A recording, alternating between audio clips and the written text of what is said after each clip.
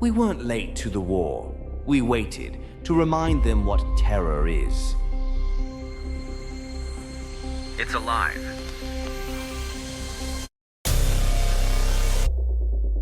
We gave them their own nightmare. Don't hide. We hear your hearts. We didn't win. We opened doors.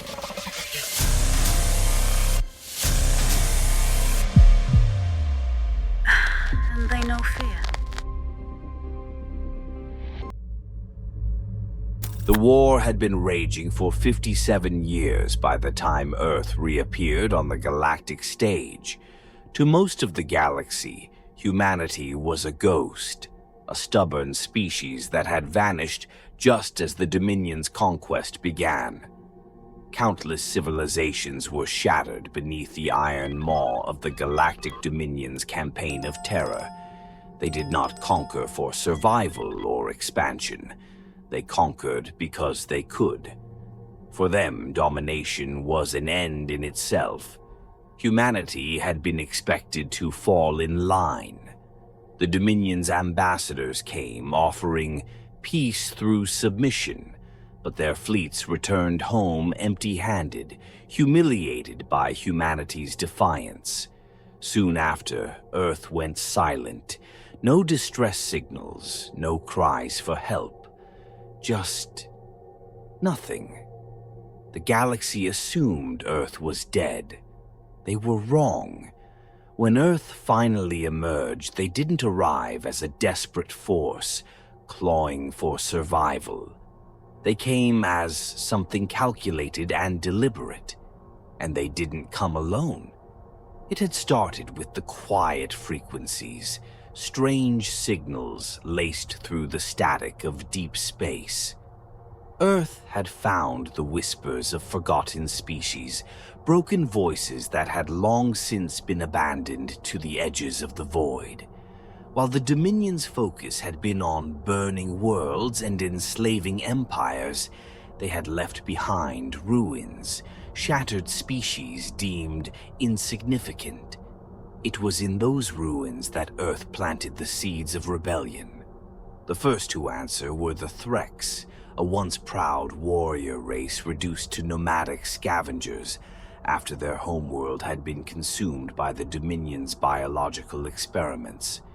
The Threx bore the scars of genetic manipulation, their bodies twisted by generations of Dominion cruelty. Their leaders had been stripped of their identity, turned into grotesque ceremonial effigies, their bones fused with synthetic war metal as a grim warning to others. The Threx didn't need promises of victory. They needed revenge. Next came the Vraga, whose planet had been reduced to an irradiated husk.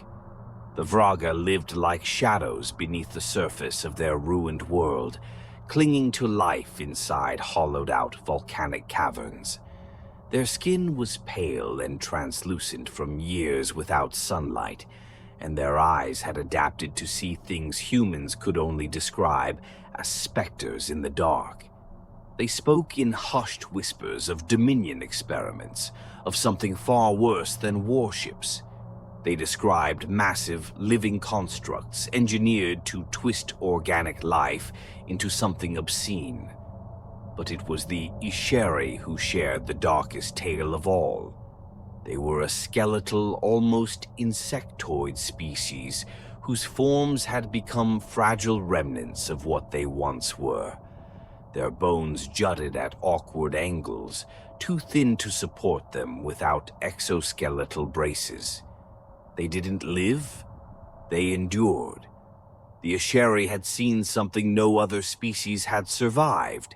They called it the Dremok, the Dominion's forgotten child. According to Isheri myths or memories, Dremok was not a single creature, but an entity born from the Dominion's darkest ambition, a biological force designed to consume and rebuild, transforming entire ecosystems into living weapons. When it became too dangerous to control, the Dominion buried it. abandoning it to a prison of ice on the distant planet Scaros 7.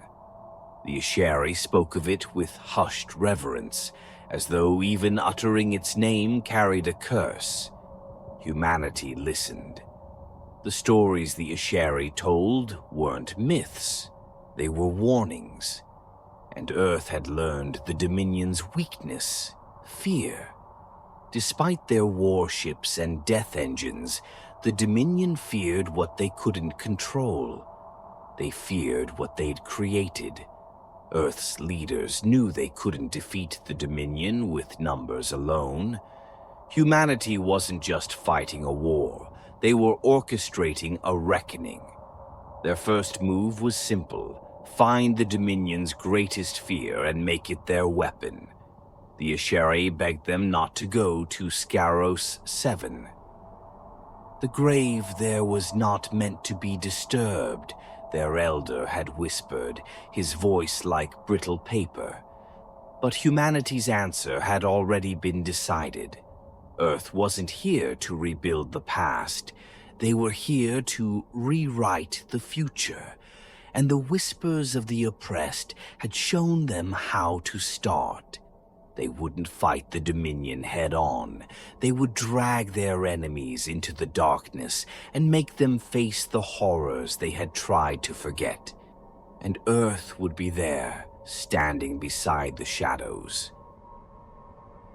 The transport ship Red Tempest cut through the frozen atmosphere of Scaros 7 like a dagger through bone. Frost clung to the ship's hull, groaning as thermal shields fought against the cold press of the planet's lifeless sky. The world below was a white wasteland, a landscape swallowed by ice and isolation. No signs of life, no lingering echoes of war. Just silence. Major Tessa Kane stood at the cockpit, her breath misting against the glass as she stared down at the planet's surface.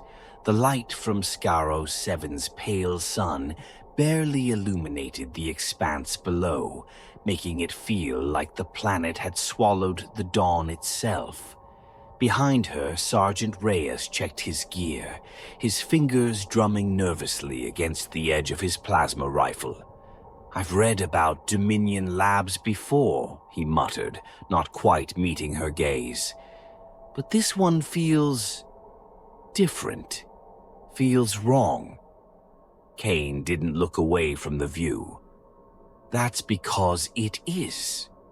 Scaros 7 wasn't just a research facility, it was an oubliette, a place where the Dominion had thrown something away and hoped it would die. They hadn't left beacons, guards, or warnings. They'd simply buried it. And Earth had come to unearth their greatest sin. The Red Tempest landed on the frozen plain with a hiss of steam as the ship's landing struts met the ice. The deployment ramp lowered, and an icy wind howled inside, carrying a sharp, almost metallic scent. The air tasted sterile, like the remnants of a surgical theater long abandoned but never forgotten. The team disembarked in silence. 6 soldiers clad in reinforced bioarmor designed to withstand unknown pathogens and biological contaminants. Their visors flickered with scanning data, mapping the blizzard-battered landscape. Kane motioned forward and they trudged across the expanse, their boots crunching into the ice with every step. The entrance to the Dominion lab rose ahead like a monolithic tombstone. It was smooth and featureless, formed from a material blacker than voidstone. Only a faint, pulse-like shimmer ran along its edges, a remnant of ancient Dominion technology, still struggling to live.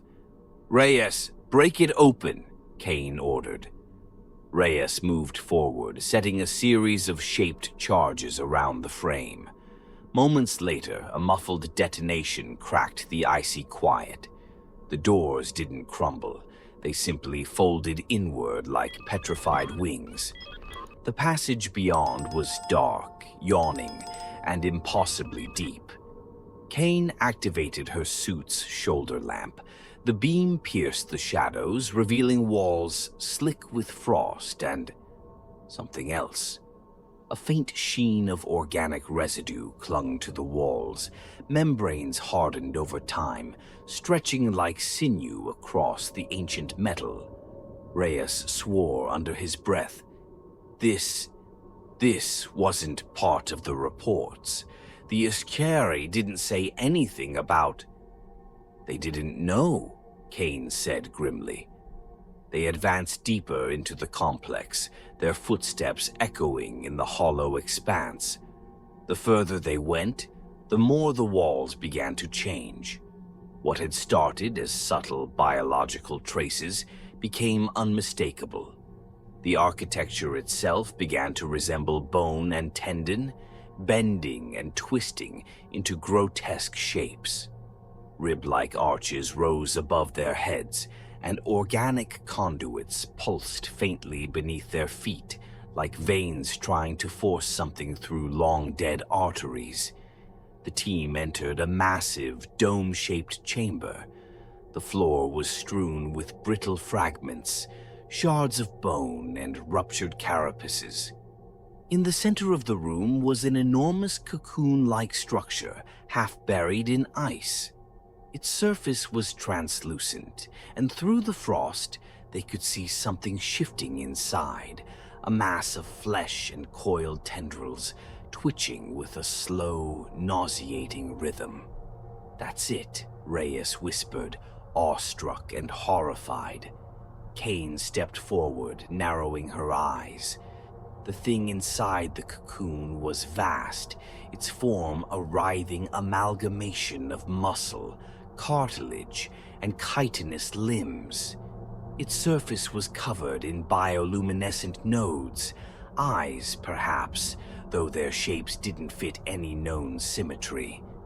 "Set the charges," Kane ordered, her voice sharp. The soldiers moved quickly, placing high-yield explosives around the cocoon's base. Their mission wasn't to study it, they were here to destroy it before it could wake. Reyes hesitated, staring at the thing inside. His hand trembled. "What if it's still alive?" Kine turned to him, her voice cold. "Then we're already too late." At that moment, the cocoon shifted. A low, wet, cracking sound echoed through the chamber as the surface split along jagged seams. Pale ichor seeped from the ruptures, pooling on the ice. The thing inside began to unfurl, massive, sinewy limbs stretching outward, their surfaces covered in filaments that glistened like wet muscle. Its torso pulsed with a rhythmic thrum, like the beating of some ancient heart. Reyes stumbled backward, his voice a hoarse whisper. "It's waking up." The cocoon split fully, and the creature's form became clear, a towering serpentine mass of segmented flesh, its limbs lined with clawed protrusions that flexed like surgical blades. It had no true face, only a smooth, eyeless expanse, framed by slits that pulsed like gills. Its mouth was a gaping maw, lined with ridges of bone and pulsating tissue. The air grew thick with spores, tiny phosphorescent motes that drifted lazily through the chamber. Kane's HUD flared with warnings. Biohazard detected. Unknown pathogen. The first scream came from one of the rear soldiers. He staggered, clutching his helmet as the spores invaded his suit's filters. His flesh writhed beneath his armor, veins bulging and twisting unnaturally. His body contorted, bones cracking as they elongated, reshaping into something no longer human. Kane fired her rifle, the plasma bolt incinerating what was left of him before he could finish changing. "Fall back," she shouted. The chamber erupted into chaos as the creature reared, its tendrils lashing out like barbed whips. Reyes fired wildly, his shots glancing off its thick, sinewy hide. Another soldier was caught by a tendril, lifted screaming into the air as the appendage coiled around him, crushing his ribs with a sickening crunch. Kane activated the remote detonator. "Move!" The charges detonated in a deafening roar, the shockwave collapsing part of the chamber. Ice and bone rained down in a blinding storm. For a moment, there was silence. Then came the sound of something shifting beneath the rubble, slow, deliberate. Kane's voice was low, almost a whisper. "It's not dead." The ground trembled as the creature's massive form began to rise, shedding debris like dead skin. Its bioluminescent nodes flared, casting the chamber in a sickly green glow. Reyes coughed, blood staining his visor. "We woke it up." Kane's grip tightened on her rifle. "Number, we found out what wakes up when you bury nightmares alive." The ceiling groaned above them as the massive, sinewy limbs of the Draymawk shifted. The bioluminescent nodes along its body pulsed faster, casting rapid green flashes that made the shadows twist and jerk as though alive. The ground beneath Major Kane's feet quivered, alive with something monstrous, something spreading. "Reyes, get your bearings," Kane shouted over the sound of shattering ice and ripping tendons. Reyes staggered to his feet, coughing up a thick stream of black ichor that clung to the inside of his visor. His breath was ragged, his pupils dilated as if his body was fighting off an infection in real time. I'm fine." But his skin had begun to pale unnaturally, veins darkening beneath the surface. "You're not fine," Kane growled, pulling him forward as another section of the wall burst open, spilling viscous strands of flesh-like webbing. The room was collapsing, not from the explosions, but from the creature's presence. The very structure was bending, merging into the Dreamawk's expanding mass. Behind them, the rest of the squad wasn't as lucky. One soldier, Cole, was enveloped by a thick tendril of flesh that sprouted jagged, bone-like hooks. He screamed as the tendril coiled tighter, his armor plates cracking before his body was sucked into the mass. His muffled screams faded as he was pulled deeper into a churning cocoon of muscle and sinew. "Move! Now!" Kane barked. The remaining soldiers sprinted toward the entrance they'd come from, but the lab had become something else. The corridors had shifted. The smooth metal halls were now fused with a strange, vascular growth that pulsed rhythmically, as though the entire facility had become part of the Draymawk's anatomy. Doorways sealed shut with organic ridges, bone-like spines jutting out like rib cages, snapping closed. Kane raised her rifle and fired at the nearest mass, but the plasma bolts only caused the fleshy walls to ripple and bleed. They weren't killing it, they were feeding it. Reyes stopped mid-stride, clutching his stomach.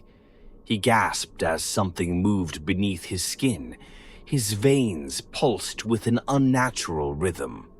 I can feel it inside me," he whispered, terror etched into his face. His flesh had begun to stretch unnaturally, his fingers elongating as though his very bones were being pulled apart. "No," Kayan grabbed his shoulders, forcing him to look at her. "You're stronger than this. We're getting out. You're not dying here." Reyes's eyes flickered with recognition, then something darker. It's calling to me. His voice became distant, almost reverent. Kane felt the hair on the back of her neck stand on end. There wasn't time to argue. She injected a high-dose suppressant from her suit into Reyes's neck, and he slumped forward, groaning but still alive. She heaved him over her shoulder, ignoring the protests from her aching muscles. She glanced back to see Corporal Voss planting incendiary charges along the corridor, his face grim. "I'll slow it down," Voss shouted as he primed the detonators.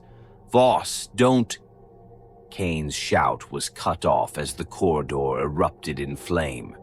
The blast swallowed the corridor in a wave of heat, incinerating the growing mass of flesh. But Voss was gone. The shockwave knocked Kane and Reyes through the next doorway, landing hard against the icy floor of the exit chamber. The searing heat was short-lived. Kane watched in horror as the flames were absorbed by the surrounding biomass. The Dremok's form pulsed and swelled, its wounds closing rapidly. It was feeding on the destruction, turning the energy into more growth. The cocooned form of Cole emerged again, but he wasn't Cole anymore. His body had been restructured, his arms elongated into grotesque, scythe-like limbs. His face was barely recognizable, fused into an eyeless, chitinous mask. His voice came out in a gurgled rasp. "Help! Me!" Reyes groaned, his eyes fluttering open as he saw what was left of their comrade. He screamed, the sound raw and primal. Kane fired a shot into the abomination's head, putting Cole's suffering to an end. The ground beneath them began to quake as the Dremok's central mass tore free from the lab entirely. The creature was no longer confined. It was growing, expanding upward toward the icy surface. Kane's HUD flashed with alerts. Structural integrity compromised. Collapse imminent. They reached the final exit, the same door they had breached hours before, but it was now sealed shut with an intricate web of bone and muscle. Reyes stumbled forward and raised his plasma cutter, slicing through the fleshy barrier. It writhed as though in pain, but he carved an opening wide enough to squeeze through. Outside, the frozen landscape of Skaro 7 stretched into blinding white, but something massive loomed behind them, a shadow that blotted out the weak sunlight. The Dremok was emerging from the ruins, its colossal form reshaped into something almost starship-like. Massive appendages unfurled, glistening with bioluminescent veins. Its body was a fusion of living tissue and crude armor, its mass thickened with the remains of the lab's supports and the flesh of its victims. "Get to the ship," Kane yelled, dragging Reyes toward the Red Tempest, which was still waiting with engines running hot. The ground split as a massive tendril erupted from beneath, crashing down inches from their position. Kane fired at it with her remaining incendiary rounds, and it recoiled, giving them just enough time to reach the boarding ramp. The pilot, Lieutenant Fraser, shouted through the comms, "I'm getting us off this rock." The Red Tempest roared as it ascended, engines burning hot against the cold void.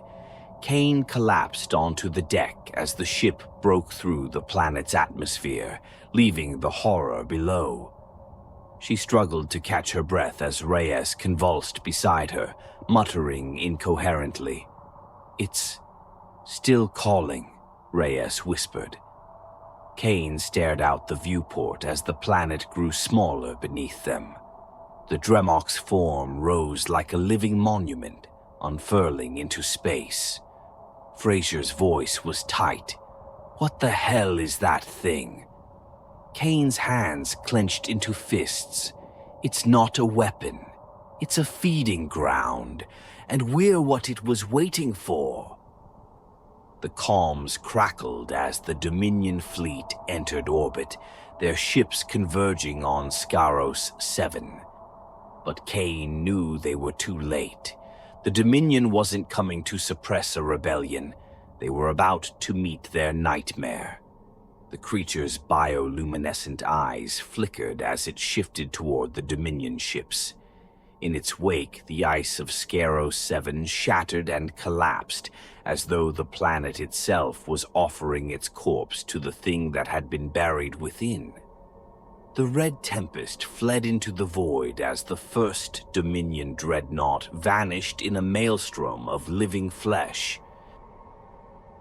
The Red Tempest drifted silently through the void, its hull scorched and fractured, every bulkhead trembling under the strain of emergency protocols. The crew gathered in the dimly lit command deck, battered, exhausted, and haunted by what they'd left behind on Scaros 7. No one spoke. No one could. Major Tessa Kane's fingers tightened around the edge of the console, her knuckles white beneath the grime and blood that clung to her skin. Below them, the planet shrank into a fractured sphere of ice and ruin, but all eyes were on the shadow growing larger against the pale expanse of space. The Dremok had risen. Its shape defied logic, an amalgamation of living flesh and bone, an entity that had consumed an entire Dominion research facility and reshaped itself into something more monstrous than any war machine. Its immense body pulsed with faint green and amber lights, the glow of stolen life coursing through veins the size of city streets.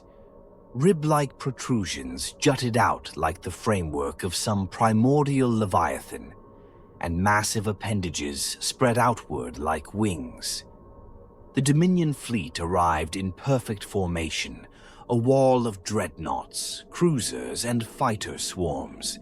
Their ships shimmered with cold precision, bristling with weaponry designed to annihilate worlds. The flagship at their center broadcast an announcement in the cold, sterile language of the Dominion. By order of the Dominion High Command, cease all resistance, surrender, or be destroyed. Kane stared at the console, her face expressionless. The Dominion didn't know. They thought they'd arrived to put down another act of rebellion. They couldn't comprehend what was unfolding before them. She activated the external comms and spoke, her voice steady, though she felt the weight of every syllable. "You should have buried it deeper." The transmission ended, replaced by silence. The first Dominion ship opened fire. A streak of plasma cut through the void, followed by a dozen more. The beams struck the Dremok's towering form, illuminating it with violent bursts of energy. For a moment, Kine allowed herself the flicker of a thought. What if it dies? It didn't. The creature's bioluminescent nodes flared brighter as the plasma dispersed across its surface like rain on steel. The Dremok absorbed the energy, its massive body throbbing as it swelled with stolen power. Then it moved. Kine watched in mute horror as a massive tendril lashed out with the speed of a missile, coiling around the lead dreadnought. The warship, large enough to house thousands of Dominion soldiers, was crushed in seconds, its hull folding inward like paper, its engines detonating in a muted flash as the Dremok fed on its wreckage. The glow of its veins brightened, and its maw split open, revealing concentric rings of teeth-like bone that spiraled inward, endlessly rotating. A chorus of Dominion comms filled the bridge, panicked voices, orders to retreat, to regroup. But there was nowhere to run.